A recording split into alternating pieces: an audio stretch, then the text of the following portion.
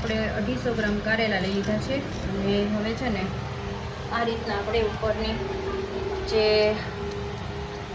છાલ હોય છે એ આછી મોડી ઉતારી લેવાની અને હવે પછી આપણે એને બાફશું ને મમ્મી તો આ રીતના કટ કરે છે બી કટ નાખવાનું.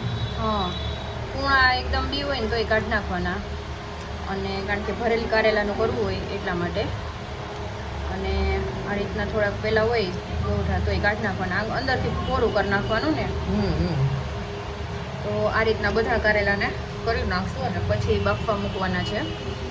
તો વરાળે બાફવાના હોય કે ઓમ બાફવાના? વરાળે બાફીએ તો વરાળે બાફીએ તોય વધારે સારું અને ઓમ બફાય પણ વરાળે ઓમે બફાય પણ એમાં પાણીનો ભાગ નહીં રહે વરાળે એકદમ સરસ મીઠાશ રહે.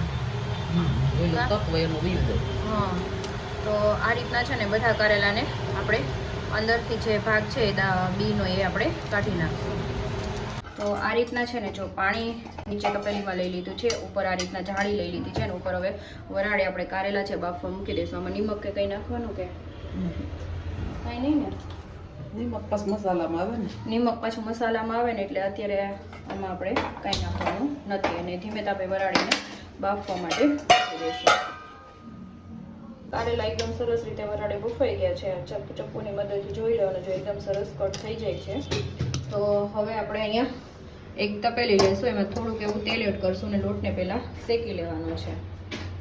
જે લોટ લીધો છે કારણ કે કારેલા આટલા છે 150 ગ્રામ જેટલા જ હશે કારેલા એટલે એની સામે 1 ચમચી લોટ લીધો છે. 1 ચમચી અડધી ચમચીથી પોણી ચમચી તેલ લેવાનું. આ રીતે આપણે શેકી લેવાનું બ્રાઉન થાય ત્યાં સુધી એકદમ સરસ રીતે આપણે એને શેકી લેવાનો. થોડો ઘણો શેકાવ આવે ને એટલે માંડવીનો ભૂકો એડ કરશું કે જે 2 ચમચી જેટલો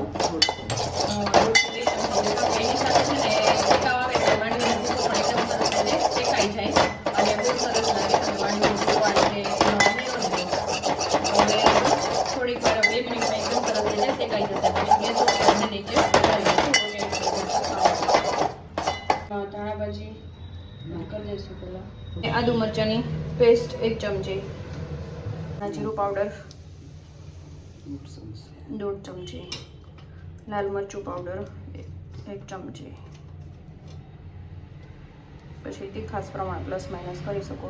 ખાલી ચપટી જેટલી હળદર, ચપટી જેટલી હિંગ, ટેસ્ટ પ્રમાણે નિમક એડ કરવાનું.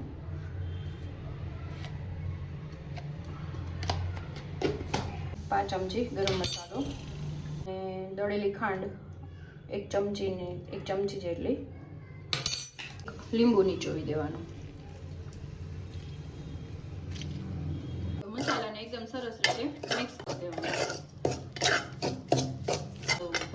હા બસ અને કારેલાને આ રીતના આપણે ભરી લેવાના. થોડો થોડો મસાલો એડ કરીને આ રીતે બધા કારેલાને ભરી લેવાના. થોડોક મસાલો છે ને બચાવવાનો, બીજા રાતના કારેલા ભરી લેવાના. જો હવે આપણે ઈની તપેલીમાં અડધું પાવડું તેલ મૂકી દઈશું એટલે કે મોટી 2 ચમચી રાઈ એડ કરી દઈશું. રાઈ ક્રેકલ થઈ જાય એટલે જીરું એડ કરી દઈશું. પછી આપણે હિંગ અને જે ભરેલા આપણા કારેલા હતા એ આપણે એડ કરી અને આપણે બફાઈ ગયા છે એટલે બધા એવા કંઈ એવા દેવાના નથી. ખાલી જસ્ટ મસાલોને સરસ રીતે કૂક થઈ જાય ત્યાં સુધી આપણે એને મિક્સ કરવાના છે.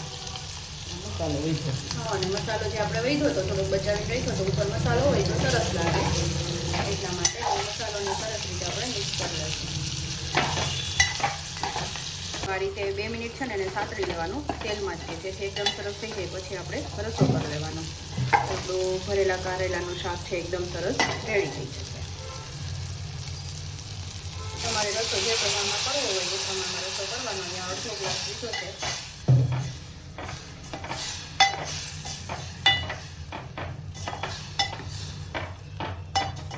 બસ હવે થોડુંક એને રસાણે આપણે કૂક કરી લઈશું. કરીએ ને એટલે પછી આપણે ગેસને ઓફ કરી દેવાનું એટલે એકદમ સરસ રીતે સોસાઈ જશે અને મસ્ત આપણો કારેલાની સબ્જી રેડી થઈ જશે. મસ્ત મજાનું આપણું કારેલાની સબ્જી, ભરેલ કારેલાની સબ્જી રેડી થઈ ગઈ છે, એકદમ ટેસ્ટી. અને આ રીતના તમે બનાવજો ફ્રેન્ડ્સ. અને હા ફ્રેન્ડ્સ, વિડીયો સારો લાગે તો લાઈક, શેર અને સબસ્ક્રાઈબ કરવાનું બિલકુલ ભૂલતા નહીં.